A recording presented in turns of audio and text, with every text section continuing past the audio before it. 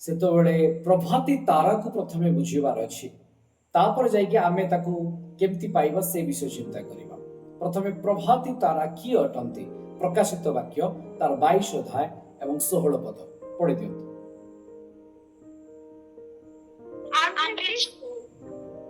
ମଣ୍ଡଳୀ ମାନଙ୍କ ନିମନ୍ତେ ତୁମମାନଙ୍କ ନିକଟରେ ଏହି ସମସ୍ତ ସାକ୍ଷ୍ୟ ଦେବା ପାଇଁ ଆମର ଦୂତକୁ ପ୍ରେରଣ କରିଅଛୁ।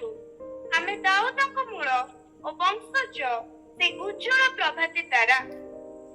ଦାଉଦଙ୍କ ବଂଶଜ ଏବଂ ମୂଳ ସେଇ ଯଦ୍ୟପି ଓଡ଼ିଆ ଲେଖାଯାଇଛି ସେହି କହିକି, ଅନ୍ୟ ଗୁଡ଼ିକରେ ସେଇର ବିଶେଷ ମୂଲ୍ୟ ନାହିଁ ସେଠି, କିନ୍ତୁ ବ୍ରାଇଟନିଂ ମର୍ଣ୍ଣିଂ ଷ୍ଟାର ବୋଲି ଲେଖାଯାଏ। ଚମକୁଥିବା ଭୋର କା ସିତାରା, ଚମକୁଥିବା, ଖାଲି ମର୍ଣ୍ଣିଂ ଷ୍ଟାର ଲେଖାଯାଏ ନାହିଁ, ସେଇ ଉଜ୍ଜଳ ପ୍ରଭାତୀ ତାରା ବୋଲି ପରମେଶ୍ୱରଙ୍କ ବାକ୍ୟ କୁହେ। ଆଉ ଏହା କାହାକୁ ବୁଝାଏ? ଏହା ଖ୍ରୀଷ୍ଟଙ୍କୁ ବୁଝାଏ। ତେବେ ଖ୍ରୀଷ୍ଟ ସେ ଦାଉଦଙ୍କର ମୂଳ ଅଟନ୍ତି, ଅର୍ଥାତ୍ ଦାଉଦଙ୍କର ବି ଗୋଟେ ସିତାରା ଅଛି, ଦାଉଦଙ୍କର ଗୋଟିଏ ଚିହ୍ନ ସ୍ୱରୂପ ଗୋଟେ ତାରାର ଗଣନା କଥା ଲେଖାଯାଏ। କୋଉଠି ଆମେ ତାକୁ ପାଉ? ନା ଆମେ ଗଣନା ପୁସ୍ତକରେ ତା ବିଷୟରେ ଆମେ ପାଉ। କେହି ଜଣେ ପଢି ଦିଅନ୍ତୁ ଗଣନା ପୁସ୍ତକ 24 ଅଧ୍ୟାୟ ତାର 17 ପଦ। ଖ୍ରୀଷ୍ଟଙ୍କୁ ଦେଖାଇ ଏଇ ଅଂଶରେ କୁହାଯାଉଛି ଯେ ଦାଉଦଙ୍କ ଠାରୁ ଗୋଟିଏ ତାରା ବାହାରୁଛି, କିନ୍ତୁ ଦାଉଦଙ୍କ ଠାରୁ ବାହାରିବା ପୂର୍ବରୁ ସେଠି କାହା କଥା ଉଲ୍ଲେଖ ଅଛି? ପଢି ଦିଅନ୍ତୁ।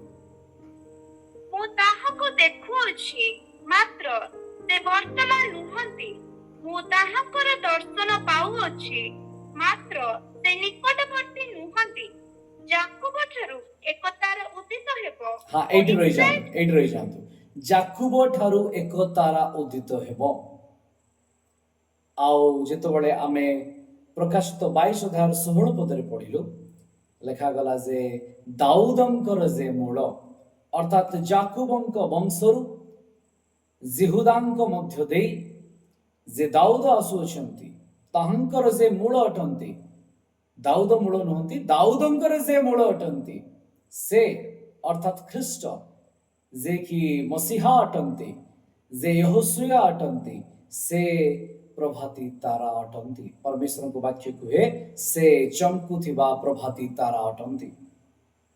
ଆଉ ଆଜି ଯେଉଁ ଅଂଶ ଆମେ ପାଠ କଲେ ପ୍ରକାଶିତ 2 ଅଧ୍ୟାୟ ତାର 28 ପଦ, ଆଉ ସେଠି ସେ କହୁଛନ୍ତି ଆମ୍ଭେ ତୁମ୍ଭକୁ ପ୍ରଭାତୀ ତାରା ଦେବା। ଯେ ଖ୍ରୀଷ୍ଟ ପ୍ରଭାତୀ ତାରା ଅଟନ୍ତି, ସେ ନିଜେ କହୁଛନ୍ତି ଆମ୍ଭେ ତୁମ୍ଭକୁ ପ୍ରଭାତୀ ତାରା ଦେବା। ୟାର ଅର୍ଥ ପ୍ରଭାତୀ ତାରା ମଧ୍ୟରେ କିଛି ଏପରି କ୍ୱାଲିଟି ଅଛି, ଗୁଣବତ୍ତା ଅଛି, ଯାହାକୁ ପରମେଶ୍ୱର ଆମମାନଙ୍କ ଜୀବନରେ ଦେବା ପାଇଁ ଇଚ୍ଛା ପ୍ରକାଶ କରନ୍ତି। ମୋ ପ୍ରିୟମାନେ, ଆଉ କାହାକୁ କୁହାଯାଇଛି ପ୍ରଭାତୀ ତାରା? ଆମେ ଜାଣୁ ଯେ ଯିଶାୟା ଭାବାଦୀଙ୍କ ପୁସ୍ତକ ତାର 14 ଅଧ୍ୟାୟ 12 ପଦରେ ଯିଏକି ଶୈତାନ ପୂର୍ବରୁ ଯାହାର ନାମ ହେଲେଲ ଥିଲା, ଯେ ପ୍ରତ୍ୟୁଷର ପୁତ୍ର ଲୁସିଫର ବୋଲି କୁହାଯାଏ ବା ପ୍ରଭାତୀ ତାରା ବୋଲି କୁହାଯାଏ। ଲୁସିଫର ଶବ୍ଦ ତା ପାଇଁ ବ୍ୟବହାର କରାଯାଇଛି, କିନ୍ତୁ ହିବ୍ରୁରେ ତାକୁ ହେଲେଲ କୁହାଯାଏ। ଯେଉଁ ଦୂତ ଆଜି ପତିତ ହେଇଛନ୍ତି, ଯେ ଶୈତାନ ହେଇଛି, ତାର ପୂର୍ବ ଅବସ୍ଥା ଯଦି ଆମେ ଦେଖୁ, ଆଉ ସେ ମଧ୍ୟ ପ୍ରଭାତୀ ତାରା ଅଟେ। କିନ୍ତୁ ଯେତେବେଳେ ଆମେ ତାରା କଥା କହୁ, ତା ପାଇଁ ଯେଉଁ ହିବ୍ରୁ ଶବ୍ଦ ବ୍ୟବହାର କରାଯାଏ ତାକୁ କୁହାଯାଏ କୋକାବ। କିନ୍ତୁ ମର୍ଣ୍ଣିଂ ଷ୍ଟାର ପାଇଁ କୋକାବ ଲେଖାଗଲା ନାହିଁ, କିନ୍ତୁ ଲେଖାଗଲା ହେଲେଲ। ଆଉ ଆପଣ ଜାଣନ୍ତି ଯେଉଁ ହାଲେଲୁୟା ଶବ୍ଦ ଆସିଛି, ହାଲେଲୁୟା, ହାଲେଲର ଅର୍ଥ ହେଉଛି ପ୍ରଶଂସା, ଆଉ ୟାର ଅର୍ଥ ହେଉଛନ୍ତି ଜିହୋବା ପରମେଶ୍ୱର, ଅର୍ଥାତ୍ ତାଙ୍କର ନାମ। ହାଲେଲୁୟା କହିବାର ଅର୍ଥ ହେଉଛି ଜିହୋବା ପରମେଶ୍ୱରଙ୍କ ନାମର ପ୍ରଶଂସା ହେଉ। ଏହି ହାଲେଲ ଶବ୍ଦରୁ ହେଲେଲ ଆସିଛି, କାରଣ ସେ ସଦାପ୍ରଭୁଙ୍କ ପ୍ରଶଂସା କରୁଥିଲା। ତ ତା ପାଇଁ ଗୋଟିଏ ଉପାଧି ଆକାରରେ ୟାକୁ ବ୍ୟବହାର କରାଯାଇଛି, ଯେ ପ୍ରତ୍ୟୁଷର ପୁତ୍ର ଚମକୁଥିଲା, ସେଇ ସାଇନିଂ ବ୍ୟକ୍ତି, ଆଉ ସେ ପତିତ ହେଇଛି। ତ ଲୁସିଫର ପାଇଁ ଏ ଶବ୍ଦକୁ ବ୍ୟବହାର କରାଯାଏ, କିନ୍ତୁ ପତିତ ଲୁସିଫର ପାଇଁ ନୁହେଁ, କିନ୍ତୁ ଯେ ପରମେଶ୍ୱରଙ୍କ ସମ୍ମୁଖରେ ପ୍ରଶଂସାର ଗୀତ ଗାନ କରୁଥିଲା, ଯେ ତାଙ୍କର ମହିମାକୁ ବଖାଣୁଥିଲା, ଆଉ ତାକୁ କୁହାଯାଇଥିଲା ହେଲେଲ ବା ଲୁସିଫର।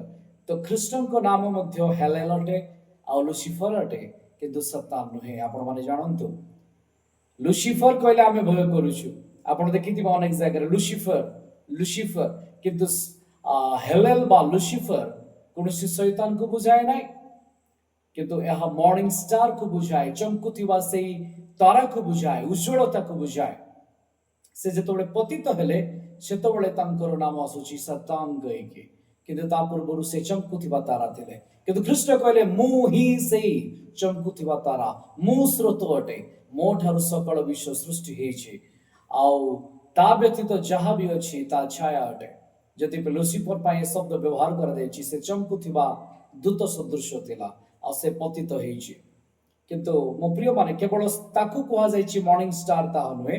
ଯେତେବେଳେ ଆମେ ଆୟୋବଙ୍କ ପୁସ୍ତକ 38 ଅଧ୍ୟାୟ ତାର 6 ପଦ ଦେଖୁ, ପରମେଶ୍ୱର ଯେତେବେଳେ ସୃଷ୍ଟି କରୁଛନ୍ତି, କ୍ରିଏସନ, ପରମେଶ୍ୱରଙ୍କ ସୃଷ୍ଟିର ବର୍ଣ୍ଣନା କଥା ଆମେ ଦେଖୁ, ସେତେବେଳେ ଏହାର ବ୍ୟବହାର କରାଯାଉଛି।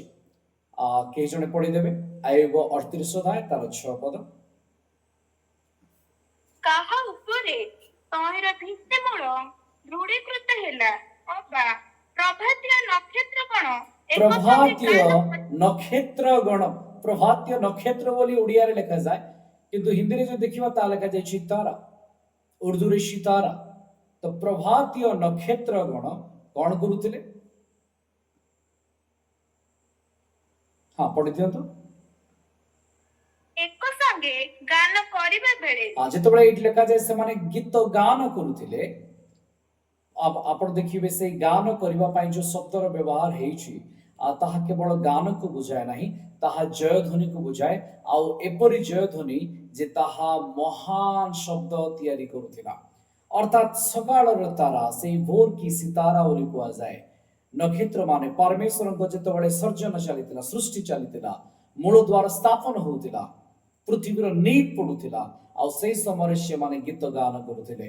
ମୋ ପ୍ରିୟ ମାନେ, ଯେତେବେଳେ ଆମେ এই ଅଂଶକୁ ଦେଖୁ ବା ଧ୍ୟାନ କରୁ, ଆମେ ବୁଝିପାରୁଛୁ ଯେ ପ୍ରଭାତୀ ତାରା, ସେଇ ଚମକୁଥିବା ତାରା ପରମେଶ୍ୱରଙ୍କ ମହିମାକୁ ବଖାଣେ। ଆଉ ପରମେଶ୍ୱରଙ୍କ ସୃଷ୍ଟି ସହିତ ଏଇ ପ୍ରଭାତୀ ତାରାର ଗୋଟେ କନେକ୍ସନକୁ ଆମେ ଦେଖୁଛୁ। ଯେତେବେଳେ ପୃଥିବୀ ତିଆରି ହେଉଛି, ତାର ନିପ୍ ରଖାଯାଉଛି, ସେତେବେଳେ ଏଇ ପ୍ରଭାତୀ ତାରାର କଥା ଆସୁଛି। ସେମିତି ତାରା କାହାକୁ କୁହାଯାଏ? ଆମେ ତ ନିଶ୍ଚୟ ବୁଝିପାରୁଛେ ଯେ ପ୍ରଭାତୀ ତାରା 3 ଜଣଙ୍କ ପାଇଁ ବ୍ୟବହାର କରାଯାଇଛି। ଗୋଟିଏ ହେଉଛନ୍ତି ନିଜେ ସ୍ୱୟଂ ପରମେଶ୍ୱର, ଆଉ ସେ ଖାଲି ପ୍ରଭାତୀ ତାରା ନୁହନ୍ତି, ସେ ଚମକୁଥିବା ପ୍ରଭାତୀ ତାରା ଅଟନ୍ତି। ଆଉ ତାଙ୍କ ଜନ୍ମ ଉତ୍ତାରେ ପଣ୍ଡିତ ମାନେ ସେ ତାରା ଖୋଜି ଖୋଜି ଆସୁଛନ୍ତି। ଦ୍ୱିତୀୟରେ ଆମେ ଦେଖୁଛୁ ଯେ ସୈତାନ ହେଇଗଲା, ତା ପୂର୍ବରୁ ସେ ମଧ୍ୟ ପ୍ରଭାତୀ ତାରା ବୋଲି ଆଖ୍ୟା ପାଇଥିଲା। ପ୍ରଭାତୀ ତାରା ନୁହେଁ, କିନ୍ତୁ ତା ପାଇଁ ଏହା ଗୋଟିଏ ଡେଜିଗ୍ନେସନ ଅଟେ, ଉପାଧି ଅଟେ, କାରଣ ସେ ପରମେଶ୍ୱରଙ୍କ ଉଜ୍ଜ୍ୱଳତାରୁ ତିଆରି ହେଇଥିଲା। ସେମିତି ନକ୍ଷତ୍ର ମାନେ, ପ୍ରଭାତୀୟ ନକ୍ଷତ୍ର ମାନେ ମଧ୍ୟ ମର୍ଣ୍ଣିଂ ଷ୍ଟାର ବୋଲି ସେମାନଙ୍କୁ କୁହାଯାଇଛି। ସେମାନେ ମଧ୍ୟ ଏଞ୍ଜେଲିକ ବିଙ୍ଗ ଅଟନ୍ତି ବା ସ୍ୱର୍ଗୀୟ ଦୂତ ବାହିନୀ ଅଟନ୍ତି, ଆଉ ଯୋଉମାନଙ୍କୁ ତୁଳନା କରାଯାଇଛି ଯେ ସେମାନେ ମଧ୍ୟ ଚମକୁଛନ୍ତି। ଆଜି ଆପଣ ଦେଖିଥିବେ ଅନେକ ଫିଲ୍ମ ଷ୍ଟାର ମାନେ ଚମକନ୍ତି, ଆଉ ସେମାନଙ୍କୁ ବି କୁହାଯାଏ ଷ୍ଟାର।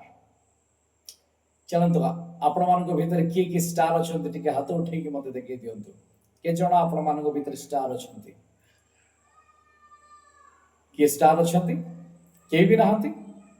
ମୁଁ କିନ୍ତୁ ବିଶ୍ୱାସ କରେ ଯେ ପରମେଶ୍ୱର ଆମ ସମସ୍ତଙ୍କୁ ଗୋଟିଏ ଷ୍ଟାର କରିଛନ୍ତି। ଆଉ ଖାଲି ଷ୍ଟାର ନୁହେଁ, ସେ ଗୋଟିଏ ଦିନ ଆମକୁ ମର୍ଣ୍ଣିଂ ଷ୍ଟାର ଦେବେ, ଆଉ ଆମେ ମଧ୍ୟ ବ୍ରାଇଟେନିଂ ହେବୁ, ଆଉ ବ୍ରାଇଟେନିଂ ହେଇକି ତାଙ୍କ ସହିତ ଠିଆ ହେବୁ। ଆଉ ସେ ବ୍ରାଇଟେନିଂ ଷ୍ଟାର ମଧ୍ୟରେ ଆମମାନଙ୍କର ମଧ୍ୟ ଗଣନା କରାଯିବ। ଆଉ ଇଏ କେବଳ ସୁପର ଷ୍ଟାର ନୁହେଁ, ଇଏ ତାଠୁ ମଧ୍ୟ ଅଟେ। ଆପଣ ସୁପର କୁହନ୍ତୁ, ଦୁପର କୁହନ୍ତୁ, ତାଠୁ ଉପରେ ବ୍ରାଇଟେନିଂ ଷ୍ଟାର ଅଟେ। ଆଉ ଏଠି ଯେତେ ଜଣ ଅଛନ୍ତି, ମୁଁ ବିଶ୍ୱାସ କରେ ଆପଣମାନେ ମଧ୍ୟ ତାର ଅଂଶୀ ଅଟନ୍ତି। ପ୍ରକାଶିତ ବାକ୍ୟ 1 ଅଧ୍ୟାୟ 20 ପଦରେ କୁହାଯାଏ, ପରମେଶ୍ୱରଙ୍କ ହସ୍ତରେ 7 ନକ୍ଷତ୍ର ବା 7 ଷ୍ଟାର ଅଛି। ଆଉ ତାହା କୋଉମାନେ ଅଟନ୍ତି? ନା ଚର୍ଚ୍ଚର ଏଞ୍ଜେଲ ମାନେ ଅଟନ୍ତି, ଦୂତ ମାନେ ଅଟନ୍ତି। ଚର୍ଚ୍ଚର ଏଞ୍ଜେଲ କହିଲେ ମେସେଞ୍ଜର ଅଟନ୍ତି। କୌଣସି ପାଷ୍ଟରଙ୍କୁ ତାହା ବୁଝାଏ ନାହିଁ। ପାର୍ଟିକୁଲାରଲି ଆମେ ଯଦି କହିବା, କୌଣସି କେବଳ ପାଷ୍ଟରଙ୍କୁ ତାହା ବୁଝାଏ ନାହିଁ, କୌଣସି ପାର୍ଟିକୁଲାର ବ୍ୟକ୍ତିତ୍ୱକୁ ବୁଝାଏ ନାହିଁ। କିନ୍ତୁ ପରମେଶ୍ୱର ଯେଉଁ ସମୟରେ ଯାହାକୁ ବ୍ୟବହାର କରିବା ପାଇଁ ଆପଣର ମେସେଜକୁ ରଖିଛନ୍ତି, ସେମାନେ ହେଉଛନ୍ତି ଷ୍ଟାର। ତ ଆପଣମାନେ ଷ୍ଟାର ଅଟନ୍ତି। ଆଉ ଏଥିପାଇଁ ମୁଁ ପରମେଶ୍ୱରଙ୍କୁ ଗୌରବ କରେ ଯେ ସେ ଆମକୁ ଉନ୍ନତ କରିଅଛନ୍ତି, ବ୍ରାଇଟନିଂ ଷ୍ଟାର କରିଅଛନ୍ତି। ଆଉ ପ୍ରକାଶିତ 2 ଅଧ୍ୟାୟର 28 ପଦ ଯାହା ଯେ ଆମେ ପାଠ କରୁଛୁ, ଆଉ ସେଇ ପଦ ଅନୁସାରେ ସେ ଆମ ସମସ୍ତଙ୍କୁ ସେ ଆପଣାର ସେଇ ବ୍ରାଇଟନିଂ ମର୍ଣ୍ଣିଂ ଷ୍ଟାର ଦେବାକୁ ଯାଉଛନ୍ତି, ଅର୍ଥାତ୍ ସେ କ୍ୱାଲିଟିଜ ଆମମାନଙ୍କ ଜୀବନରେ ସେ ଦେବା ପାଇଁ ଚାହୁଁଛନ୍ତି। ଆମେ ଆହୁରି ଆଗକୁ ବଢ଼ିବା। ଆଉ ଏଠି ଅନେକ ବିଷୟ ଅଛି, ଆଉ ଆପଣମାନେ ଧୈର୍ଯ୍ୟର ସହିତ ଯଦି ଶୁଣିବେ ବହୁତ ଗୁଡ଼ାଏ ବିଷୟ ଆପଣମାନେ ପାଇପାରିବେ। ଯେତେବେଳେ ତାରା କଥା କୁହାଯାଏ, ମୁଁ ଆପଣମାନଙ୍କୁ ପଚାରିବାକୁ ଚାହେଁ, ଆପଣମାନେ ସମସ୍ତେ ତାରା ଦେଖିଥିବେ। ଗୋଟିଏ ପ୍ଲେନ୍ ସିମ୍ପଲ ତାରା ଯେତେବେଳେ ବନାଯାଏ ତାର କେତୋଟି କୋଣ ଥାଏ, କେହି କହିପାରିବେ ମତେ? କେତୋଟି କୋଣ ଥାଏ? 5ଟି। 5ଟି କୋଣ ଥାଏ। ବଢିଆ ଉତ୍ତର ଦେଇଛନ୍ତି। ଆମେ ଯଦି ଇସ୍ରାଏଲର ମ୍ୟାପକୁ ଦେଖିବା, ଇସ୍ରାଏଲର ଚିହ୍ନକୁ ଦେଖିବା, ସେଠି ବି ଗୋଟେ ଷ୍ଟାର ଅଛି। ଆପଣମାନେ ଧ୍ୟାନ ଦେଇଛନ୍ତି କି? ହଁ ସାର୍। ଆଚ୍ଛା, ଯଦି ଆପଣମାନେ ଦେଖିଛନ୍ତି ବେଟର, ନାଇଁ ତ ଆପଣମାନେ ନେଟରେ ଦେଖିବେ କିମ୍ବା ମୋର ମେସେଜ କାଲି ମୁଁ ଅପଲୋଡ କରିବି, ସେଇ ସମୟରେ ଆପଣମାନେ ଦେଖିବେ ଯେ ସେଠି ମଧ୍ୟ ଗୋଟିଏ ଷ୍ଟାର ଅଛି। ଆଉ ସେଇ ଷ୍ଟାରରେ କେତୋଟି କୋଣ ଅଛି, କେହି କହିପାରିବେ? ଏଠି ତ ଆମର ବହୁତ ଫାଷ୍ଟ ଲୋକମାନେ ଅଛନ୍ତି, ଦେଖିକି ବି କହିପାରିବେ, ସର୍ଚ୍ଚ କରିକି ବି କହିପାରିବେ। ଇସ୍ରାଏଲର ଷ୍ଟାରରେ କେତୋଟି କୋଣ ରହିଅଛି?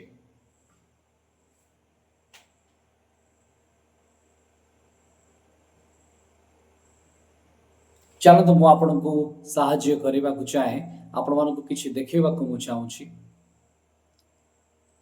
ଓକେ, ଗୋଟିଏ ମିନିଟ୍ ମୋତେ ଦିଅନ୍ତୁ।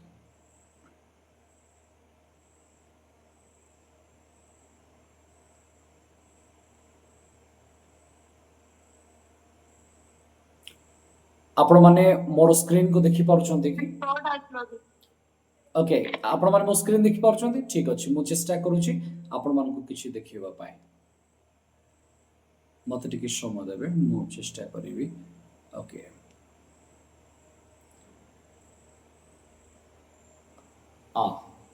ଦେଖିପାରୁଛନ୍ତି କି ଆପଣମାନେ? ହଁ ସାର୍। କେତୋଟି କୋଣ ଅଛି ଏଠି? ଆପଣମାନେ ଦେଖୁଛନ୍ତି 6ଟି କୋଣ ଅଛି। ଆପଣମାନେ ପୂର୍ବରୁ ଧ୍ୟାନ ଦେଇଥିଲେ କି ନାଇଁ ମୁଁ କହିପାରିବିନି, କିନ୍ତୁ ଏଇଠି 2ଟି ଟ୍ରାଙ୍ଗେଲ ମଧ୍ୟ ଅଛି। ଗୋଟେ ଉପରକୁ ମୁଖ କରିଛି, ଆଉ ଗୋଟେ ତଳକୁ ମୁଖ କରିଛି। ଆଉ ଏଇ ଉପର ମୁଖ ଆଉ ତଳ ମୁଖର ଅର୍ଥ ବି ମୁଁ ଆଜି ଆପଣମାନଙ୍କୁ ବୁଝେଇବି। ଆପଣମାନେ ଧ୍ୟାନ ଦିଅନ୍ତୁ, ପରମେଶ୍ୱର ଅନେକ ବିଷୟ ଆଜି ଆପଣମାନଙ୍କୁ କହିବେ। ଏଇ ଯେତେବେଳେ ଆମେ ଷ୍ଟାରକୁ ଦେଖୁଛୁ ଉପର ଏବଂ ତଳ, ସେଇ ଷ୍ଟାରରେ ଆପଣମାନେ 6ଟି କୋଣ ଦେଖୁଛନ୍ତି। ଆଉ ଏଇ ଚିହ୍ନକୁ କୁହାଯାଏ ଦାଉଦଙ୍କର ଷ୍ଟାର କହିକି। ତାକୁ କୁହାଯାଏ Magen of David. Magen of David, that means shield of David. Shield କହିଲେ ଆପଣ ଢାଲ ବୋଲି ବୁଝନ୍ତୁ, ଆଉ ସେଇ ଢାଲ ଯେ ତାଙ୍କୁ ରକ୍ଷା କରେ। ଏ ଚିହ୍ନ ସୂଚାଏ ଯେ ପରମେଶ୍ୱର ଆପଣଙ୍କର ରକ୍ଷକ ଅଟେ। ଏଇ ଷ୍ଟାର, ମର୍ଣ୍ଣିଂ ଷ୍ଟାର ଆପଣଙ୍କୁ ସୂଚାଏ ଯେ ଆପଣଙ୍କ ପରମେଶ୍ୱର ଆପଣଙ୍କର ରକ୍ଷାକର୍ତ୍ତା ଅଟନ୍ତି। ଆଉ ଗୋଟିଏ ଇମେଜ ମୁଁ ଆପଣଙ୍କ ସମ୍ମୁଖରେ ଆଣିବାକୁ ଚାହେଁ, ଆପଣମାନେ ଟିକେ ଧ୍ୟାନର ସହିତ ତାକୁ ଦେଖିବେ। ଦେଖିପାରୁଛନ୍ତି କି?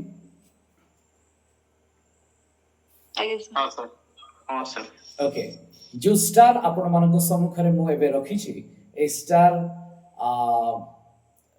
ୟାକୁ ଯେତେବେଳେ ଆମେ ଅଧ୍ୟୟନ କରୁ, ଜିହୁଦୀ ମାନଙ୍କର ଗୋଟେ ସ୍କୁଲ ଅଛି, ଗୋଟେ ପ୍ରକାର ଶିକ୍ଷା ଅଛି, ତାକୁ କୁହାଯାଏ କାବାଲାହ।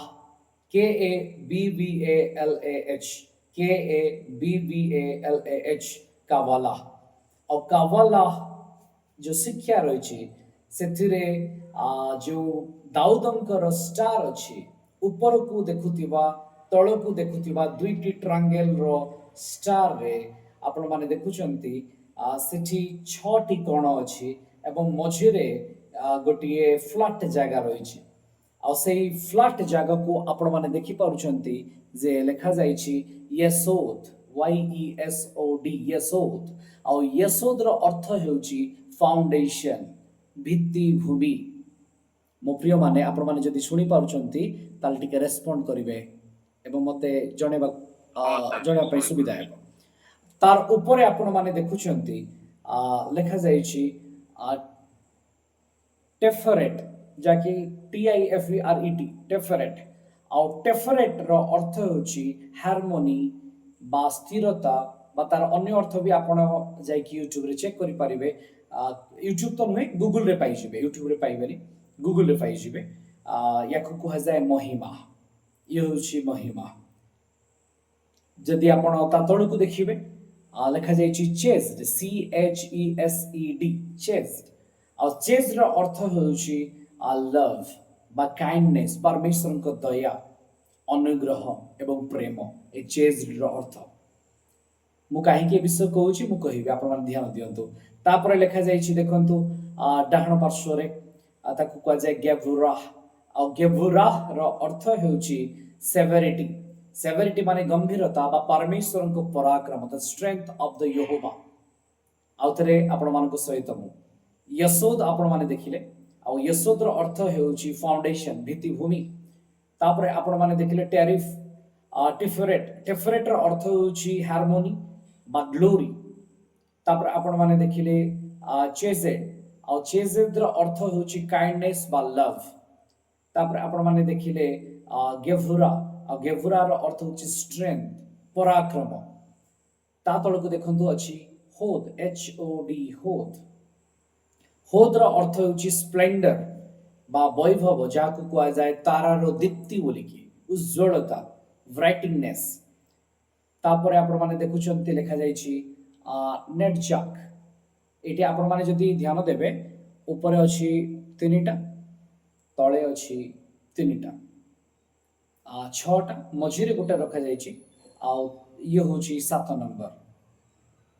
ଆପଣମାନେ ମୋ ସହିତ ଅଛନ୍ତି କି? ଆଜ୍ଞା ହଁ ସାର୍। ସାର୍। ଓକେ।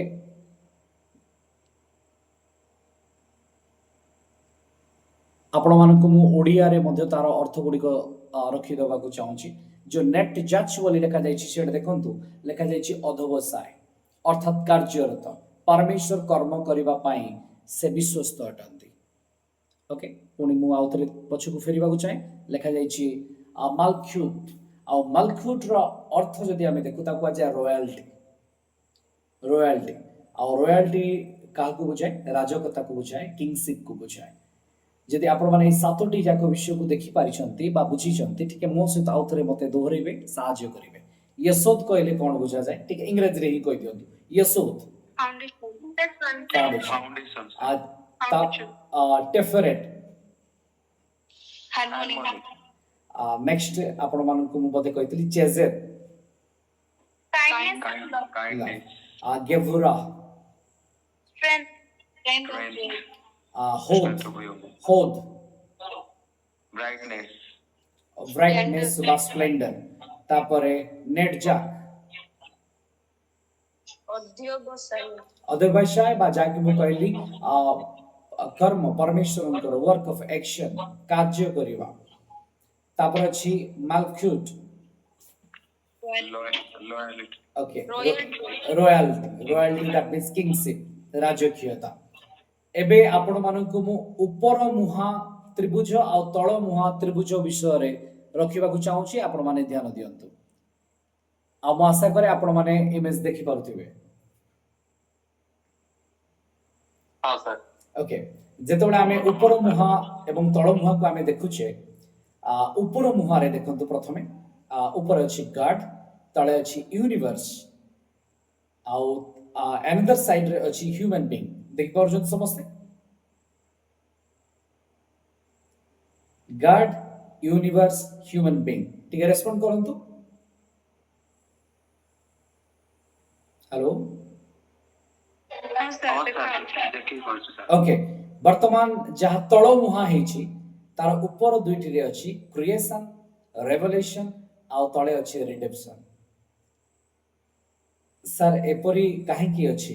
ଯେଉଁ ମୁଁ କହିଲି କାବାଲା, ସେ କାବାଲାର ଶିକ୍ଷା ମଧ୍ୟରେ ସେମାନେ ଏପରି ବିଶ୍ୱାସ କରନ୍ତି, ଯେତେବେଳେ ପରମେଶ୍ୱର କ୍ରିଏସନ କଲେ, ସୃଷ୍ଟି କରୁଥିଲେ, ଆମେ ଦେଖୁଥିଲେ ଯେ କ୍ରିଏସନ, ପରମେଶ୍ୱରଙ୍କ ସୃଷ୍ଟି ସହିତ କାହାର ସମ୍ପର୍କ ଅଛି? ତାରା ମାନଙ୍କର। କାରଣ ସେମାନେ ଆସିକି କ'ଣ କରୁଥିଲେ ନା, ପ୍ରଭାତ ତାରା ମାନେ ଗୀତ ଗାନ କରୁଥିଲେ, ପ୍ରଶଂସା ଗାନ କରୁଥିଲେ। यार गोटे कनेक्शन रही परमेश्वर को सृष्टि सहित। तो परमेश्वर को सृष्टि रे एसेंस ऑफ गॉड परमेश्वर सातोटी मूल तत्व विश्व को रखिछन्ते। सातोटी विश्व नहीं कि ए जगत को सृष्टि करिछन्ते। जो सातोटी विषय रे हमें पढ़िले ए जो स्टार देखुछन्ती ये अन्य स्टार ठारो भिन्न अटे। एठी 6टी कोण रहिछि, अन्य गुडी करे आपण 5टी कोण देखिछन्ती। आउ गोटे चित्र अछि जोडे कि 8टी कोण विशिष्ट। आ 8टी कोण विशिष्ट जदि आपण देखिबे से 8 काहको बुझाए अष्टारथ देवी को बुझाए जाकि देव पूजक अटे। तो सेई स्टार थारु एहा भिन्न अटे। आ ए स्टार 6 कोणिया स्टार सुचाए जे परमेश्वर किपर जगत को सृष्टि करे। एठी 3 जण अछंती, परमेश्वर, यूनिवर्स माने सृष्टि आ मनुष्य, God, universe and human being. जदि हमें देखिबा यूनिवर्स काको सूचौछि, क्रिएशन को सूचौछि। यूनिवर्स क्रिएशन को सूचौछि। जेतबेले समस्त जगत सृष्टि होछि ह्यूमन बीइंग मध्य रे रेवलेशन आसुछि, प्रकाशन आसुछि आ सेतबेले से रिडेम्पशन होछि, मुक्ति पाउछि। परमेश्वर होचंती से ब्राइटनिंग मॉर्निंग स्टार। ख्रीष्ट होचंती से स्टार जो स्टार मध्य रे ढाल अछि, सुरक्षा अछि, इस्राएल रो रक्षा कवच अछि, आपण मानक परमेश्वर ढाल अछि। ए स्टार आज आपण को सूचौछंती जे परमेश्वर जगत को एडे प्रेम कले जे मनुष्य मानक पाए। परमेश्वर जगत को एडे प्रेम कले जे केही ताहंक पुत्र ठारे विश्वास करे नै कि से आपण पुत्र को देइछंती। कारण जगत को परमेश्वर एडे प्रेम कले जे से आपण अद्वितीय पुत्र को देले। अद्वितीय पुत्र को एथि पाई देले जे जेपर तांकर क्रिएशन रेवलेशन मध्य को आसी पारिबो, प्रकाशन को आसी पारिबो। जो मनुष्य को से सृष्टि कले से तांको बुझी पारिबो आ से मुक्ति ही पारिबो, से रिडेम्पशन पाइबो। आपण माने बुझी पारले कि हो सर। हो सर। ओके मु आउ थरे फेरिबी।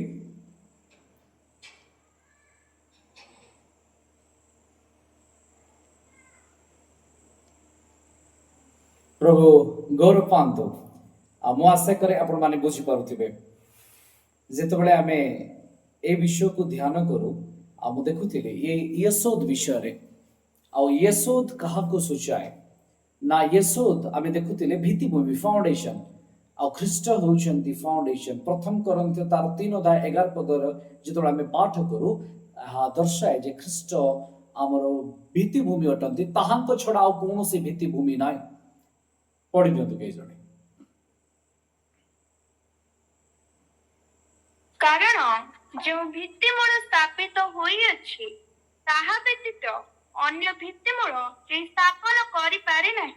केही फाउंडेशन तयारी करि पारिबे नाही। से फाउंडेशन की अटंती तळे लिखा जाय सेही भित्तिमूल यीशु ख्रीष्ट।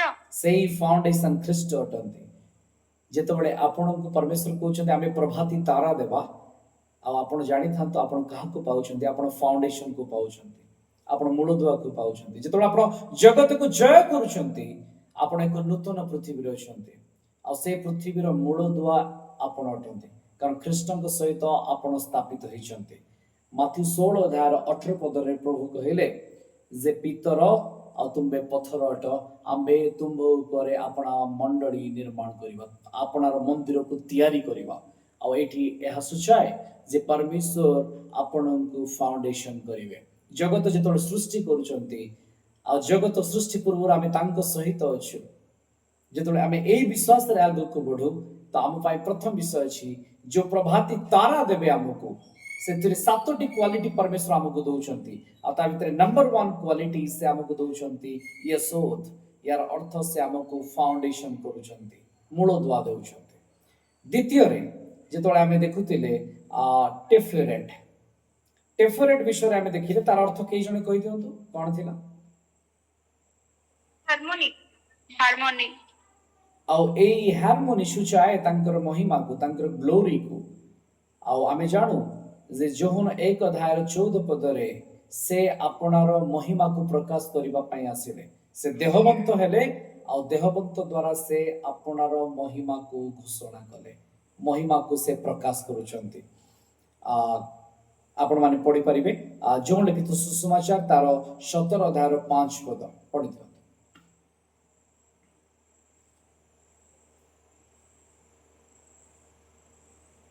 17 अध्याय 5 पद। ଆଉ ଏବେ ହେ ପିତା ଜଗତର ସୃଷ୍ଟି ପୂର୍ବେ ତୁମ ସହିତ ମୋର ଯୋଉ ମହିମା ଥିଲା ତଦ୍ୱାରା ତୁମେ ମତେ ତୁମ ସହିତ ମହିମାନ୍ୱିତ କର। परमेश्वर कहउचंती जे जगत सृष्टि पूर्वरु से पिता ईश्वर सहित ख्रीष्टंकर जो महिमा थिला से महिमार से महिमान्वित करिवे। परमेश्वर आ ख्रीष्टंक भितर गोटे स्थिरता अछि, गोटे प्रेम अछि, आ हार्मोनी होछि से कंस्टेंट ग्लोरी, से स्थिर महिमा जाको से कहउचंती आमानको प्रति प्रदान करिवे। जोहन 15 अध्याय 10 पद रे लिखा जाय पढ़ि दियंतु। ମୁଁ ଯେପରି ମୋର ପିତାଙ୍କ ଆଜ୍ଞା ପାଳନ କରି ତାହାଙ୍କ ପ୍ରେମରେ ସ୍ଥିର ହୋଇ ରହିଥାଏ ସେ ପ୍ରକାର ତୁମ୍ଭେମାନେ ଯେବେ ମୋର ଆଜ୍ଞା ପାଳନ କର ତାହେଲେ ମୋର ପ୍ରେମରେ ସ୍ଥିର ହୋଇ ରହିବ। परमेश्वर को वाक्य कहे जे जेतबेला आमे ताहांको प्रेम रे स्थिर होइके रहउछु जेमती ख्रीष्ट पितांको प्रेम रे स्थिर होइके थिले आमे से पर जे ताहांको प्रेम रे स्थिर होई रहउछु। आपण माने जानंती जेतबेले प्रभाती तारा देवार कथा आसुची से कहउचंती जे एहा अनंत कालीन महिमा अटे और एई महिमा एई ग्लोरी आमटु के नै परिबे नै। एई महिमा सदाकाल आम सहित बसती करिवो। मो प्रिय माने परमेश्वर जेतबेले आपणार प्रभाती तारा आमानको जीवन रे दउचंती सेतबेले से हमको फाउंडेशन करूचंती। द्वितीय से हमको मूल दुआ मध्य रे आ गोटे विषय को स्थापन करूचंती तांकर महिमा, जो महिमा केबे केही आम ठार नै न पारे। आज आपण देखुचंती आमे जगत भितर अछु, आमे आसक्त रे अछु, बुडी के अछु, पाप रे अछु, व्यभिचार भितर, लोभ भितर, व्यवसाय भितर, आकर्षण भितर फसिकी अछु, किंतु परमेश्वर आपणार महिमा देबा को चाहंती। आ से आपणार महिमा काहाकू दियंती नाही, आपणार गौरव काहाकू दियंती नाही, किंतु से प्रभाती तारा माध्यम रे आपणक जीवन रे से महिमा को देखिबा को चाहंती। तांकर प्रेम केते बड़ अटे एठू आमे बुझी पारुछु। से केते हमकू प्रेम करंती। से आपणार अद्वितीय पुत्र को एथिपाई देले जेपरि आमे ताहांकर प्रभाती तारार ब्राइटनेस उज्जवलता को महिमा को आम जीवन रे पाई परिबा। किंतु आज आमे कोन करू? आज आमे पाप रे बुडू, आमे जगत रे आसक्त हो जाऊ, एते आसक्त हो जाऊ से हमको परमेश्वर को वाक्य सुनिबा पाई मध्ये कष्ट लागे, आमको शौकीन जीवन आड़ को कड़े निए। आज आपण देखंतु जोठी सठिक शिक्षा थिबो, वाक्य थिबो, चर्च रे लोके से आड़ को जीवा पाई इच्छा करिवे नाही। श्रुति मधुर कथा जोठी थिबो सेठी सुनिबा पाई आकर्षित होबा पाई से माने दौड़ी के जीवे, बाहरी जीवे। जोठी सेमानकु सुख लागिबो, जोठी सेमानकु अनुसार चलिबो, नाचरे गीतरे मजा मजलिस रे समय काटिबा पाई चलिबो, सेही प्रति सेमाने धाइबे। किंतु सत्यता परमेश्वर को वाक्य प्रति आपणार कर्ण देला बळकु कष्ट लागिबो, काहेकि ना ताहा हृदय को चिरी दउथिबो। मो प्रिय माने जे पर्यंत हृदय चिरी नाही, वाक्य आपणक जीवन को सजाडी नाही, से पर्यंत आपण तांको राज्यर योग्य नहंती। आमे आगु को बढ़िबा। तापर आमे कोन नैथिले?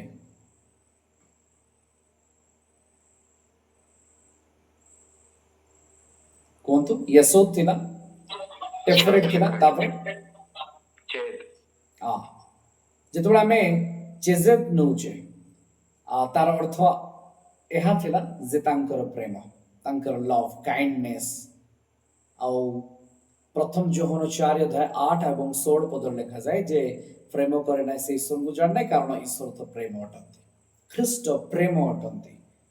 आ से कहउचंती जे से अपनार अनंतकालीन प्रेम को, अनंतकालीन दया को आमानक जीवन मध्य देबे। जेतबेला आमे ब्राइटनिंग स्टार को पाउछु, आमे आगाफे को पाउछु, इटर्नल लव को पाउछु। आम जीवन से दया से अनुग्रह केबे मध्य लोप पाइबो नाही। मो प्रिय माने आमे सदा काल तांको प्रेम रे थिबा, सदा काल आमे तांको महिमा मध्य रे थिबा। ओके, आगु को बढ़िबा आमे। तापरे कोन थिला को?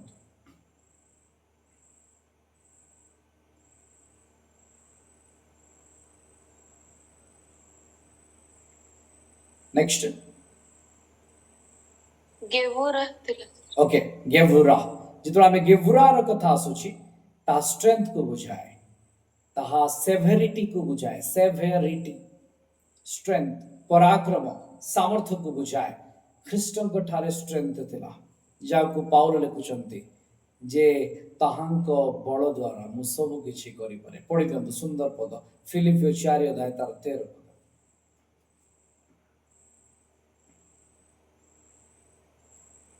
फिलिपियो 4 अध्याय तार 13 पद मोहर शक्तिदाताଙ୍କ ସାହାଯ୍ୟରେ ମୁଁ ସବୁ କରିପାରେ मोर शक्तिदाताଙ୍କ ସାହାଯ୍ୟରେ ମୁଁ ସବୁ କିଛି କରିପାରେ ତାଲେ ପାଉଲଙ୍କର ଶକ୍ତିଦାତା ଈଶ୍ୱର କିଏ ଅଟନ୍ତି ଖ୍ରୀଷ୍ଟ ଶକ୍ତିଦାତା ଅଟନ୍ତି ଏଇ ଯୋଉ ଦାଉଦଙ୍କ ମୂଳ ସେଇ ବ୍ରାଇଟନିଂ ଷ୍ଟାର ଖ୍ରୀଷ୍ଟ ଅଟନ୍ତି ଏଠି ସେ ସୂଚଉଛନ୍ତି ତାଙ୍କର କ୍ୱାଲିଟି ଯୋଉ କ୍ୱାଲିଟିରେ ସେ ଜଗତକୁ ତିଆରି କରିଛନ୍ତି ଏ ଜଗତକୁ ନିର୍ମାଣ କରିଛନ୍ତି ଆଉ ସେ କହୁଛନ୍ତି ଯେ ପାଉଲ ମୋ ଶକ୍ତିଦାତାଙ୍କ ସାହାଯ୍ୟରେ ମୁଁ ସବୁ କିଛି କରିପାରେ ସେଇ ସାମର୍ଥ୍ୟ ସେ ଆମମାନଙ୍କ ଜୀବନରେ ଦେବାକୁ ଚାହାନ୍ତି ଦେଖିବାକୁ ଚାହାନ୍ତି ଆମେ ସାମର୍ଥ୍ୟରେ ପୂର୍ଣ୍ଣ ହେବା ପାଇଁ ଆହୁତ ହେଇଅଛୁ କେହି ଜଣେ ପଢିବେ କି ଏଫେସୀୟ 6 ଅଧ୍ୟାୟ ତାର 10 ପଦ ଏଫେସୀୟ 6 ଅଧ୍ୟାୟ ତାର 10 ପଦ ଶେଷ କଥା ଏହି ହଁ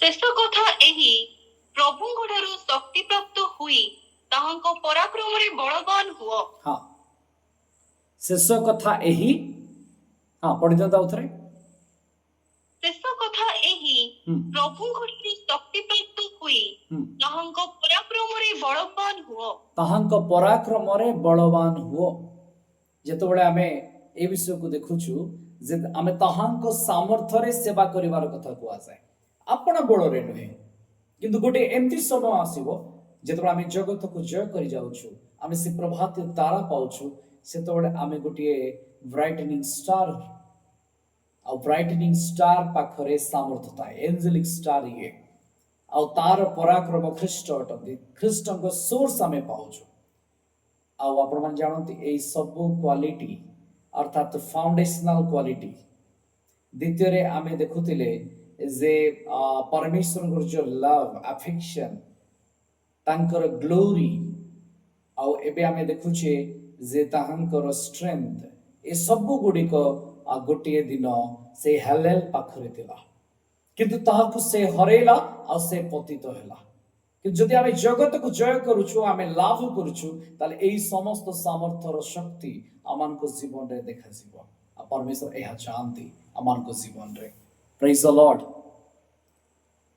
केते जण बुझी पारछन ठीक हाथ उठै दियंतु परमेश्वर अमान को कोन दबाकू चाहंती से हमको फाउंडेशन करबाकू चाहंती मजबूती द्वितीय रे से अमान को जीवन रे कोन ना महिमा को रखिबाकू चाहंती तापर जेतोळे आमे देखिलु से आपनार प्रेम को अमान को जीवन रे रखिबाकू चाहंती काइंडनेस दया अनंत कालीन दया अमान को जीवन रे रखिबाकू चाहंती तापर आमे देखुछे कोन ना से आपनार पराक्रम को स्ट्रेंथ को रखिबाकू चाहंती जेतोळे आमे ब्राइटनिंग स्टार को पाउछु आमे पराक्रम को पाउछु तापरे गेवुरा परे कोन थिला होड थिला नै कि होत बा होड जाको मु कहतली स्प्लेंडर वैभव बा ताकू तारार दीप्ति बोली कि कुहा जाय तारार शिखा बोली कि कुहा जाय के जणे पढि दियंतु जोटा कि अति परिचित पद टिके दानियल 12 अध्याय तार 3 पद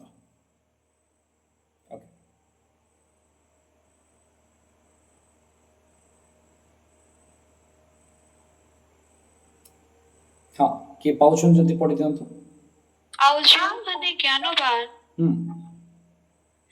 जो माने ज्ञानवान से माने आकाशर दीप्तिर तुल्य और जो माने अनेकों को धर्मर प्रति फेराई आनंती से माने ताराकणर तुल्य अनंत काल पर्यंत तेजस्वी हेबे लिखा जाए जो माने अनेकों को परमेश्वर को निकट को फेरे आनंती से माने सही तारा सदृश अटंती चमकुथिबा तारा सदृश अटंती आ परमेश्वर से मानन को कोन करिवे ना आपनार स्प्लेंडर देवे जेतले ब्राइटनिंग स्टार पाउचंती से माने वैभव पाउचंती ओडिया लिखा जाए वैभव को से माने पाइबे से माने तारार दीप्ति तुल्य से माने चमकुथिबे आ ख्रीष्ट से परि से आपणा स्प्लेंडर रे चमकंती से परमेश्वर को महिमार प्रभा अटंती एवरी एक अध्याय तार 3 पद पढ़ी दिंतु के जाने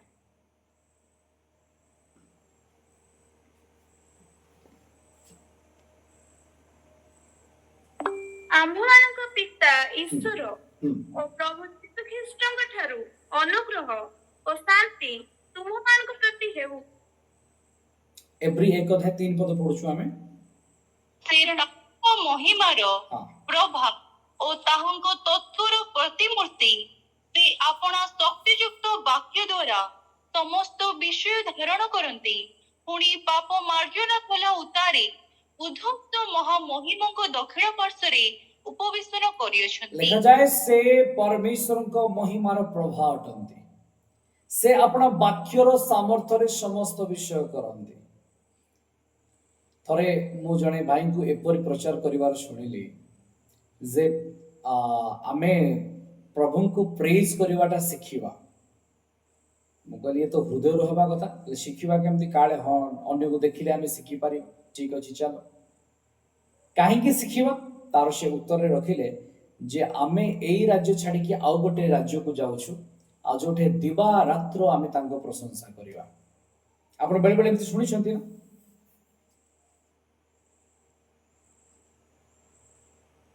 ओके तो आमको पुणी प्रैक्टिस करिवार अछि जे सेठी आमे दिवा रात्र तांको धन्यवाद दबु कहि कि एडी शिखिबा को पड़िबो मो प्रिय माने सेतबळे मु कहले जे प्रैक्टिस जदि आमे हृदयरु तांको प्रति समर्पण मनोभाव रखिछु ताले हमको प्रैक्टिस वा शिखिवार आवश्यकता नाही से तार से हेबो कारण आपण को भीतर जो आंतरिक पुरुष अछंती से ताहा करिवे किंतु मोर आपत्ति नथिला तांको कथा रे किंतु आपत्ति पळे आसिला सेठी केतबळे जेतबळे से कहिले जे प्रशंसा बहुत गुरुत्वपूर्ण कारण सेठी वाक्य नथिबो सेठी वाक्य नथिबो आ स्वर्ग रे केवल कोन थिबो ना तांकर प्रशंसा होथिबो किंतु से भूली गले जे प्रशंसा जहा पाई होथिबो जे से सीट रे बसंती से निजे वाक्य अटंती praise the lord Praise the Lord. से कहले जे एटी वाक्य अछि वाक्य प्रचार पाई आमे एते गुरुत्व दउछु किंतु सेठी खाली प्रशंसा है सेते प्रशंसा बहुत गुरुत्वपूर्ण वाक्य दिने एटी रहि जिवो किंतु प्रशंसा सब बळे जाय माने करिबा को पड़िबो स्वर्ग रे सेते प्रशंसा बहुत गुरुत्वपूर्ण मो प्रिय माने प्रशंसा नियाती जण को जते बळे आमे प्रेज करूछु से खुशी हुए आ से आपन सहित कथा बाकू चाहे आपण जते प्रेज करिवे परमेश्वर आपन को सहित कथा बाकू चाहेबे किंतु का द्वारा कथा हेबे वाक्य द्वारा कथा हेबे वर्ड द्वारा कथा हेबे आ वाक्य गुरुत्वपूर्ण अटे अब्राहम को सहित परमेश्वर कथा हेले अब्राहम को परमेश्वर सुसमाचार देले का द्वारा देले वर्ड द्वारा देले वाक्य द्वारा देले आपण माने केते जण जानि छथि जे अब्राहम को सुसमाचार दिया जाइतेला के जानि छथि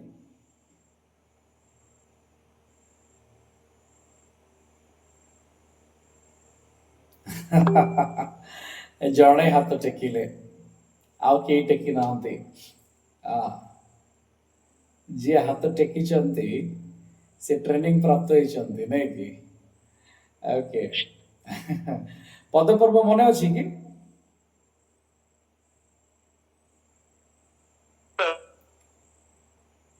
सर ये आदि पुस्तक होच सर कोन तो 15:1 सर से तो वाक्य द्वारा कथा लेवल से लिखा जाए एक्चुअली मेसेज आसी की पहुंचुची अब्राहम को पाखरे 12 अध्याय रे आ से 12 अध्याय 1 2 3 पद रे जतबळे गोस्पेल पहुंचुची सुसमाचार पहुंचुची ए कथा को पाउलो कोट करूछंती पढि दियंतु गलातिय 3 अध्याय 8 पद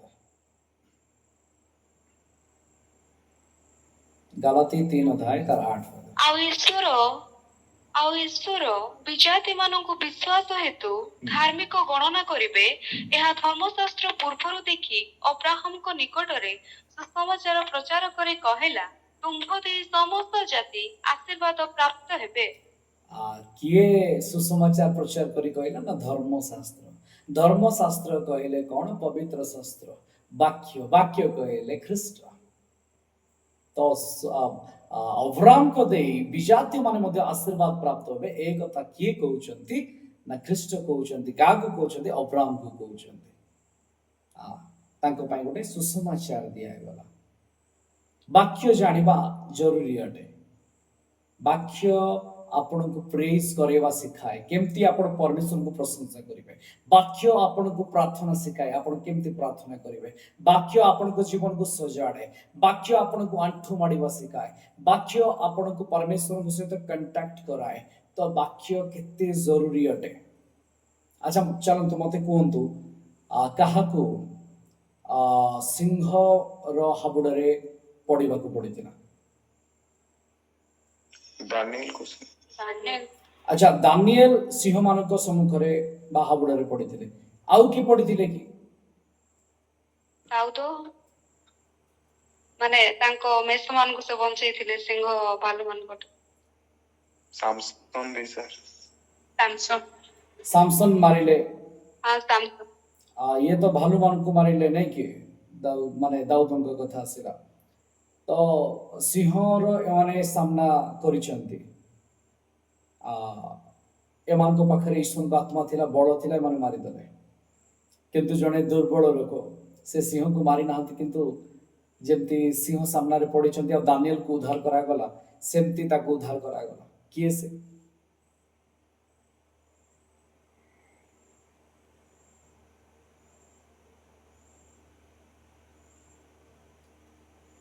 ଦ୍ୱିତୀୟ ତିମୋଥୀ ତାର 4:17 ପଢନ୍ତୁ।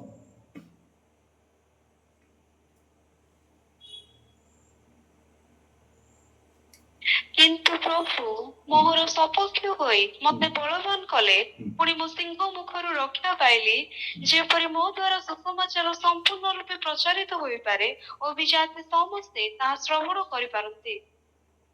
ସିଂହମାନେ କହିଲେ ଶୈତାନ ବି ସିଂହ ପ୍ରାୟ ଗର୍ଜନ କରୁଛି। ଏଠି ବିଜାତ ମାନଙ୍କ ପାଖରେ ଯେତେବେଳେ ହାବୁଡ଼ରେ ସେ ପଡୁଛନ୍ତି, ତାହା ବି ସିଂହ ବୋଲି ବୁଝାଏ, ଯିଏକି ତାକୁ ମାରିବା ପାଇଁ ଜଗିଛନ୍ତି। ଖାଲି ସେତିକି ନୁହେଁ, ପାଉଲ କହୁଛନ୍ତି ସେ ପଶୁମାନଙ୍କ ହାବୁଡ଼ରେ ବି ପଡିଛନ୍ତି। ଇଏ ହଉଛି ସେଇ ସିଂହ, ତାକୁ ଚିରିକି ଫାଡ଼ିକି ଖାଇବା ପାଇଁ ଜଗିଛି। କିନ୍ତୁ ଯେପରି ସେ ସୁସମାଚାରର ଫଳ ଫଳି ପରେ, ଏଥିପାଇଁ ପ୍ରଭୁ ତାକୁ ବାହାର କରି ଆଣିଲେ। ମୋ ପ୍ରିୟ ମାନେ, ଯଦି ଆପଣଙ୍କ ଜୀବନରେ ଫଳ ଅଛି, ଆପଣ ସେଇ ଚମକୁଥିବା ତାରା ସଦୃଶ ଅଟନ୍ତି, ତାହେଲେ ପରମେଶ୍ୱର ଆପଣଙ୍କୁ ସିଂହର ମୁଖରୁ ବାହାର କରି ଆଣିବେ। ଆପଣଙ୍କ ପାଇଁ କୌଣସି ଦଣ୍ଡାଜ୍ଞା ନାହିଁ। ରୋମିଓ 8:1 ଲେଖାଯାଏ, ଆପଣମାନଙ୍କ ପ୍ରତି କୌଣସି ଦଣ୍ଡାଜ୍ଞା ନାହିଁ ଯଦି ଆପଣମାନେ ଖ୍ରୀଷ୍ଟଙ୍କ ସହିତ ଚାଲୁଛନ୍ତି ବା ଦୌଡୁଛନ୍ତି। ଆଉ ଟିକେ ଆଗକୁ ଯିବା, ଯେହେତୁ ସମୟ ହେଇ ଆସିଲାଣି। ଆହୁରି ଅନେକ ବିଷୟ ଅଛି, କିନ୍ତୁ ମୁଁ ଭାବୁଛି ଆଜି ହୁଏତ ମତେ ସରେଇବାକୁ ସମୟ ପାଇ ନପାରେ, ତା ପୂର୍ବ ରଖିବାକୁ ପଡ଼ିପାରେ। ଓକେ, ଆମେ ଦେଖୁଥିଲେ କାହା ବିଷୟରେ? ହୋଦ ବିଷୟରେ। ଆଉ ଖ୍ରୀଷ୍ଟ ହେଉଛନ୍ତି ସେଇ ମହିମାର ପ୍ରଭା ଅଟନ୍ତି। ତାପରେ କଣ ଥିଲା, କିଏ କହିପାରିବେ? ହୋଦ ପରେ ନେଟଜାକ୍। ତ ନେଟଜାକ୍ ବିଷୟରେ ମୁଁ ବହୁତ କିଛି କହିବିନି, ଗୋଟେ ପଦ କହିବି। ନେଟଜାକ୍ ଆକ୍ସନ ବୁଝାଏ, କର୍ମକୁ ବୁଝାଏ, ଆଉ ଭିକ୍ଟୋରିକୁ ବୁଝାଏ, ଜୟକୁ ବୁଝାଏ। ତ ପରମେଶ୍ୱର ଯେଉଁମାନେ ଜୟ କରିବେ, ସେମାନଙ୍କୁ ଜୟର ସିମ୍ବଲରେ ଖ୍ରୀଷ୍ଟଙ୍କୁ ସାମର୍ଥ୍ୟକୁ ଦଉଛନ୍ତି, ଭିକ୍ଟୋରିକୁ ଦଉଛନ୍ତି। ଆଉ ଖ୍ରୀଷ୍ଟ ସେ ବିଜୟ ଯାତ୍ରା କଲେ, ସେ ଭିକ୍ଟୋରି କଲେ। ଆଉ ଯେଉଁମାନେ ଭିକ୍ଟୋରି କରିବେ, ସେଦିନ ସେମାନେ ଖଜୁରୀ ବାହାଙ୍ଗା ଧରିକି ଦେଖେଇବେ ଯେ ପ୍ରଭୁ ଆଜି ଆଉ ତୁମ୍ଭେ ଆମ୍ଭକୁ କଣ କରିଛ? ନା ଜୟ ପ୍ରଦାନ କରିଛ। ଆଉ ସେମାନେ ଘୋଷଣା କରି କହିବେ, ଦାଉଦ ସନ୍ତାନ ହୋଶାନା। ଇଏ ଭିକ୍ଟୋରି ଅଟେ। ତାପରେ ମାଲଖୁତ ବୋଲି ଅଛି, ଆଉ ମାଲଖୁତର ଅର୍ଥ ଆମେ ଦେଖୁଥିଲେ ରାଜକୀୟତା, କିଙ୍ଗସିପ୍। ଖ୍ରୀଷ୍ଟ ହେଉଛନ୍ତି ରାଜା ମାନଙ୍କ ରାଜା, ପ୍ରଭୁ ମାନଙ୍କର ପ୍ରଭୁ। ପ୍ରଥମ ତିମୋଥୀ 6 ତାର 15 ଲେଖାଯାଏ। ପ୍ରକାଶିତ 17 14 ଆଉ 19 ବି ଲେଖାଯାଏ। ସେ ରାଜା ମାନଙ୍କ ରାଜା, ପ୍ରଭୁ ମାନଙ୍କ ପ୍ରଭୁ ଅଟନ୍ତି। ଖାଲି ସେତିକି ନୁହେଁ, ସେ ଆହୁରି ବି କହୁଛନ୍ତି ପ୍ରଥମ ପିତର ତାର 2:9 ତୁମ୍ଭେ ମାନେ ରାଜକୀୟ ବଂଶ ଅଟ। କେତେ ଜଣ ବିଶ୍ୱାସ କରୁଛନ୍ତି ଯେ ଆପଣ ରାଜକୀୟ ଅଟନ୍ତି, ଆପଣ ରାଜା ଅଟନ୍ତି, ଆପଣ ରୋୟାଲ ଲୋକ ଅଟନ୍ତି? ଏକ୍ସଲେଣ୍ଟ। ପରମେଶ୍ୱର ଆମମାନଙ୍କୁ ସେ ରାଜକୀୟ ଅଧିକାର ଦେଇଛନ୍ତି। ପ୍ରକାଶିତ 1:6 କହିଛନ୍ତି, ଆମେ ରାଜକୀୟ ଅଧିକାର ପାଇଛୁ, ଆମେ ତାଙ୍କ ସହିତ ଯାଜକର କାର୍ଯ୍ୟ ମଧ୍ୟ କରିବୁ। तो এই যে সাতটি বিষয় আমি দেখিলে foundation, kindness, severity, harmony, splendour, victory আর রয়্যালিটি, এই সমস্ত সেই ব্রাইটেনিং মর্নিং স্টার চিহ্ন অটে বা কর্ম অটে। ভিত্তিভূমি, দয়া, গম্ভୀরতা বা পরাক্রମ, ତାପରେ ଆମେ ଦେଖୁଛେ ସ୍ଥିରତା ବା ମହିମା, ବୈଭବ, ବିଜୟ ବା କର୍ମ ଆଉ ରାଜକୀୟତା। এই ସାତଟି ଗୁଣରେ ଏ ଜଗତକୁ ପରମେଶ୍ୱର ନିର୍ମାଣ କଲେ ଆଉ এই ସାତଟି ଗୁଣ ଯୋଉମାନଙ୍କ ପାଖରେ ଅଛି ସେ ବ୍ରାଇଟନିଂ ଷ୍ଟାର ହେଇ ଜଗତ ସୃଷ୍ଟି ଯେଉଁପରି ସେମାନେ ଗୀତ ଗାଉଥିଲେ ଏଞ୍ଜେଲ ମାନେ ତାହାଙ୍କର ପରାକ୍ରମର ପ୍ରଶଂସା କରୁଥିଲେ ଆଉ ଆମ୍ଭେମାନେ ମଧ୍ୟ ସେଇ ଉଜ୍ଜଳ ପ୍ରଭାତି ତାରା ସହିତ ଠିଆ ହେବୁ। ଲାଷ୍ଟ କନକ୍ଲୁଜନରେ ଗୋଟେ ବିଷୟ କହିବି ଆଉ ସମାପ୍ତ କରିବା ଆମେ। ଆଉ ତା ଲେଖାଯାଏ ଦ୍ୱିତୀୟ ପିତର 1 ତାର 19 ପଦ। ଦ୍ୱିତୀୟ ପିତର 1 19 ପଦ। ଏଥିରେ ଭାବବାଣୀ ଆମମାନଙ୍କ ନିକଟରେ ଅଧିକ ଦୃଢ ହୋଇଅଛି। ତୁମ୍ଭେମାନେ ତା ଅନ୍ଧକାରମୟ ସ୍ଥାନରେ ପ୍ରଜ୍ୱଳିତ ହେଉଥିବା ପ୍ରଦୀପ ସଦୃଶ ମନେକରି ରାତି ପାହାନ୍ତା ନ ହେବା ପର୍ଯ୍ୟନ୍ତ ଓ ତୁମମାନଙ୍କ ହୃଦୟରେ ପ୍ରଭାତତାରା ଉଦିତ ନ ହେବା ପର୍ଯ୍ୟନ୍ତ ତାହା ପ୍ରତି ମନୋଯୋଗ କଲେ ଭଲ ହେବ। କାହା ପ୍ରତି ମନୋଯୋଗ କଲେ ଭଲ ହେବ ଜାଣନ୍ତି? ଏଇ ଯୋଉ ଦ୍ୱିତୀୟ ପିତର 1:19 ପଦ ଆମେ ପଢିଲେ ତା ପୂର୍ବରୁ ସେ ଲେଖୁଛନ୍ତି ଗୋଟେ ଷ୍ଟୋରି, ଗୋଟେ ଘଟଣା। ଷ୍ଟୋରି ତ ନୁହେଁ, ବାସ୍ତବ ଘଟଣା। ଯେ ପିତର, ଯୋହନ, ଯାକୁବ ଗୋଟେ ପାହାଡକୁ ଯାଉଛନ୍ତି ଖ୍ରୀଷ୍ଟଙ୍କ ସହିତ ଆଉ ଖ୍ରୀଷ୍ଟ ରୂପାନ୍ତରିତ ହଉଛନ୍ତି। ରୂପାନ୍ତରିତ ହେଲା ବେଳେ ମୋଶ ଆଉ ଏଲିୟ ତାଙ୍କୁ ଭେଟିବା ପାଇଁ ଆସିଲେ। ମୁଁ ଭାବୁଛି ସମସ୍ତେ ଶୁଣିଥିବେ, ଯଦି ଶୁଣିଛନ୍ତି ଟିକେ ହାତ ଉଠେଇ ଦିଅନ୍ତୁ। ଆଉ ମୋଶ ଆଉ ଏଲିୟଙ୍କ ସମ୍ମୁଖରେ ଖ୍ରୀଷ୍ଟ ରୂପାନ୍ତରିତ ହଉଛନ୍ତି। ତାଙ୍କ ବସ୍ତ୍ର ଏପରି ଚମକିଲା ଯେ ପୃଥିବୀର କୌଣସି ଧୋବି ଏପରି ଧଳା ବସ୍ତ୍ର ତିଆରି କରି ନପାରେ, ଏପରି ଚମକି ନପାରେ। ଆଉ ଯେତେବେଳେ ଖ୍ରୀଷ୍ଟ କଥା ହେଇକି ଫେରୁଛନ୍ତି ସେତେବେଳେ ପିତର ଆଉ କହୁଛନ୍ତି ଯେ ପ୍ରଭୁ ଆମେ 3ଟି କୁଟୀର ବନେଇବୁ, ଗୋଟେ ମଉସାଙ୍କ ପାଇଁ, ଗୋଟେ ଏଲିୟଙ୍କ ପାଇଁ ଆଉ ଗୋଟିଏ ଆପଣଙ୍କ ପାଇଁ। ଆଉ ସେତେବେଳେ ସ୍ୱର୍ଗରୁ ବା ଆକାଶରୁ ଗୋଟେ ବାଣୀ ହେଲା, ଏ ଆମର ପ୍ରିୟ ପୁତ୍ର, ଏହାଙ୍କ କଥା ଶୁଣ। ଆଚ୍ଛା, ଏଇ ବିଷୟରେ ଯେତେବେଳେ ମୁଁ କହିବି କିଏ କିଏ ନିଶ୍ଚୟ ଜାଣିବା ପିଲା ଅଛନ୍ତି, କାରଣ ମୋ ସହିତ ସେମାନେ ଆଟେଣ୍ଡ କରିଥିଲେ ହାଉସ ପ୍ରେୟାରରେ, ସେମାନେ ଜାଣିଛନ୍ତି। ତ ମୁଁ ଅନ୍ୟମାନଙ୍କୁ ପଚାରିବାକୁ ଚାହେଁ, ଏଠି କେତେ ଜଣ ଅଛନ୍ତି ପାହାଡ ଉପରେ? କେତେ ଜଣ ବ୍ୟକ୍ତିତ୍ୱଙ୍କୁ ଆମେ ଦେଖିପାରୁଛୁ? ସାର୍ 3 ଜଣ। ଯୋହନ, ଯାକୁବ ଆଉ ପିତର 3, ଖ୍ରୀଷ୍ଟ 4। ଆପଣ 3 କହିଲେ, ଏଠି ତ 4 ହେଲାଣି। ହଁ, ଆହୁରି କୁହନ୍ତୁ। ମୁଁ ଖାଲି ପାହାଡ ଉପରେ ବୋଲି ଭାବିଲି। ହଁ, ଆହୁରି କିଏ ଅଛନ୍ତି? ମୋଶା ଆଉ ଏଲିୟ କେତେ ହେଇଗଲେ? 6। ଉପରେ ଆକାଶରୁ ପିତା ପରମେଶ୍ୱର ଘୋଷଣା କଲେ, କେତେ ହେଇଗଲା? 7। କେତେ ହେଇଗଲା? 7। ଶୈତାନ ଅଛି କି? ହଁ ସାର୍, ଶୈତାନ ଅଛି କି? ମତେ ଉତ୍ତର ଆସୁନାହିଁ। ଶୈତାନ ଅଛି ନା ନାଇଁ? ଅଛି ବୋଧେ ସାର୍। ମତେ ନାଇଁ କି? ଶୈତାନ ଅଛି। ସମୟ ହେଲାଣି, ତେଣୁ ମୁଁ ଆଉ ବେଶୀ ଆପଣଙ୍କୁ ସସ୍ପେନ୍ସରେ ରଖିବି ନାହିଁ। ଶୈତାନ ଅଛି ଆଉ ସେ ପିତରଙ୍କ ହୃଦୟରେ କହୁଛି ଯେ ଯାଇକି କୁହ 3ଟା ମନ୍ଦିର ବନେଇବା ପାଇଁ। ଯେତେବେଳେ ପିତର ଏହା କହୁଛନ୍ତି, ଲେଖାଯାଏ ସେ କଣ କହୁଥିଲେ ତାହା ସେ ଜାଣୁନଥିଲେ। ଜଣେ ଯେତେବେଳେ ନିଜେ ନ ଜାଣିକି କୁହେ ତାର ଅର୍ଥ କିଏ ଗୋଟେ ତାକୁ କୁହେଇ କରୁଛି, ତ ଶୈତାନ ବି ଅଛି। ଯେତେବେଳେ ଏଇ ବିଷୟ ପିତର କହୁଛନ୍ତି ଆଉ ସେତେବେଳେ ସ୍ୱର୍ଗରୁ ବାଣୀ ହେଲା ଆଉ ଲେଖାଯାଏ ସେ ଗର୍ଜନ ଶୁଣିକି ଏମାନେ ଭୟଭୀତ ହେଲେ ଆଉ ଏପରି ଭୟଭୀତ ହେଲେ ଯେ ସେମାନେ ମୁହଁ ମାଡିକି ପଡିଗଲେ। ତ ପ୍ରଭୁ ପରମେଶ୍ୱର କୌଣସି ପ୍ରେମରେ କହିବା ପାଇଁ ଆଇନଥିଲେ ଯେ ଇଏ ମୋର ପ୍ରିୟ ପୁତ୍ର ଆଉ ୟାଙ୍କ କଥା ଶୁଣ, ଭାରି ଭଲରେ ଶୁଣ କହିକି, ବରଂ ପିତରଙ୍କୁ ଡରେଇକି କହିଲେ, ଶିଶୁମାନଙ୍କୁ ଭୟଭୀତ କରିକି କହିଲେ ଯେ ଏହାଙ୍କର କଥା ଶୁଣ। କାହିଁକି ଶୁଣ? ସେମାନେ ଗୋଟେ ଭୁଲ ବିଷୟ କରିବାକୁ ଯାଉଥିଲେ। ସେମାନେ ଡରି ଡରିକି ଖ୍ରୀଷ୍ଟଙ୍କୁ ପଚାରିଛନ୍ତି ସେ ବିଷୟ। କଣ ବନେଇବୁ ନା 3ଟା କୁଟୀର ବନେଇବୁ। ମୋଶା କାହାକୁ ବୁଝାଏ? व्यवस्था को बुझाए। एलियो कहा को बुझाए? एलियो भाववाणी को बुझाए। ସେମାନେ କହୁଛନ୍ତି ଏବେ ବି ଆମେ ବ୍ୟବସ୍ଥାରେ ଅଛୁ, ଏବେ ବି ଆମ ଭାବବାଣୀରେ ରହିବୁ। ସେତେବେଳେ ପରମେଶ୍ୱର ତାଙ୍କୁ ଧମକେଇଲେ। ପିତା ଈଶ୍ୱର କହିଲେ ଏହାଙ୍କ କଥା ଶୁଣ, ଖ୍ରୀଷ୍ଟଙ୍କ କଥାରେ ତୁମେ ମନୋଯୋଗୀ ହୁଅ, ତାହେଲେ ଭଲ ହୁଅନ୍ତା। যে পর্যন্ত প্রভাতী তারা ଆମ ଜୀବନରେ ଆସିନାହାନ୍ତି ସେ ପର୍ଯ୍ୟନ୍ତ, ଅର୍ଥାତ ଜୟ ପାଇବା ପର୍ଯ୍ୟନ୍ତ, ଭିକ୍ଟୋରୀ ପାଇବା ପର୍ଯ୍ୟନ୍ତ, ଆମକୁ ଏ ଜଗତରେ ଜୟ କରିବା ପର୍ଯ୍ୟନ୍ତ କଣ କରିବାର ଅଛି ନା ଖ୍ରୀଷ୍ଟଙ୍କ ପ୍ରତି ମନୋଯୋଗୀ ହେବାର ଅଛି। କୌଣସି ବ୍ୟବସ୍ଥା ନୁହେଁ, କୌଣସି ଭାବବାଣୀ ନୁହେଁ, ଖ୍ରୀଷ୍ଟଙ୍କ ଆଜ୍ଞା ଅନୁସାରେ ଚାଲିବାର ଅଛି। ଖ୍ରୀଷ୍ଟଙ୍କ କଥା ଅନୁସାରେ ଆମକୁ ଆଗକୁ ବଢିବାର ଅଛି। ଆଉ ପରମେଶ୍ୱର କୁହନ୍ତି ଯେଉଁମାନେ ତାହାଙ୍କ ଆଜ୍ଞା ପ୍ରତି ମନୋଯୋଗୀ ହେବେ ସେମାନଙ୍କୁ ସେ କଣ କରିବେ ନା I will also give him the morning star। ଆଉ ସେ ପ୍ରଭାତୀ ତାରା ଦେବେ, that is the brightening star। ସେ ଚମକୁଥିବା ତାରା ଦେବେ। ଆଉ ଯେଉଁମାନେ ଚମକୁଥିବା ତାରା ପାଇବାକୁ ଚାହାନ୍ତି ସେମାନଙ୍କ ପାଇଁ ସାତଟି କ୍ୱାଲିଟି ପରମେଶ୍ୱର ରଖିଛନ୍ତି। ଏ ସାତଟି ବିଷୟ ଦେବେ। ସେମାନେ ପରମେଶ୍ୱରଙ୍କ ମନ୍ଦିରର ଫାଉଣ୍ଡେସନ ହେବେ। ସେମାନେ ଅନନ୍ତକାଳୀନ ଦୟା ପାଇବେ। ସେମାନଙ୍କ ଜୀବନରେ ପରାକ୍ରମ ପରମେଶ୍ୱରଙ୍କ ରହିବ। ସେମାନେ ଅନନ୍ତ ମହିମାକୁ ଲାଭ କରିବେ। ସେମାନେ ପରମେଶ୍ୱରଙ୍କ ବୈଭବ ବା ଦୀପ୍ତି ସଦୃଶ ହେବେ। ସେମାନେ ବିଜୟକୁ ଲାଭ କରିବେ। ସେମାନଙ୍କ ଜୀବନରେ ପରାଜୟ ନଥିବ। ଆଉ ସେମାନେ ରାଜା ଭାବରେ ଦେଖାଯିବେ ଖ୍ରୀଷ୍ଟଙ୍କ ସହିତ। ଯଦି ଆପଣ এই ସାତଟି ପରାକ୍ରମର ବିଷୟକୁ, ସାତଟି ମହିମାର ବିଷୟକୁ, এই ସାତଟି ସ୍ପ୍ଲେଣ୍ଡେଡ୍ ଥିଙ୍ଗକୁ ପାଇବାକୁ ଚାହାନ୍ତି ତାହେଲେ ଆଜିଠୁ ନିଜକୁ ପ୍ରସ୍ତୁତ କରନ୍ତୁ, ଖ୍ରୀଷ୍ଟଙ୍କ ଆଜ୍ଞା ଅନୁସାରେ ଚାଲନ୍ତୁ। କାରଣ ପରମେଶ୍ୱର ସୃଷ୍ଟି ଆଉ ମଣିଷ, ସୃଷ୍ଟି, ପ୍ରକାଶନ ଆଉ ମୁକ୍ତି ଆପଣଙ୍କ ସମ୍ମୁଖରେ ଅଛି। ଇଏ ଦାଉଦଙ୍କର ସେଇ ଷ୍ଟାର ଅଟେ, ଡବଲ ଟ୍ରାଙ୍ଗେଲରେ ଅଛି। ଖ୍ରୀଷ୍ଟ ମାନେ ପରମେଶ୍ୱର ଉପରେ ଅଛନ୍ତି ଗଡ୍। ୟୁନିଭର୍ସ, ସାରା ବିଶ୍ୱ, ମଣିଷ ଅପେକ୍ଷା କରିଛି, ତାଙ୍କର ସୃଷ୍ଟି ଅପେକ୍ଷା କରିଛି।